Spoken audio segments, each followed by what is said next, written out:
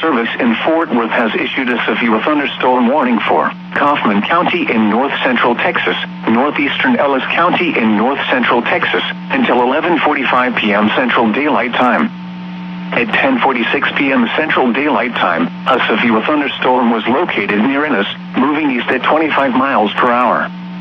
Hazard, 60 miles per hour wind gusts and quarter-size hail.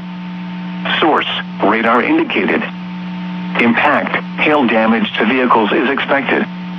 Expect wind damage to roofs, siding, and trees.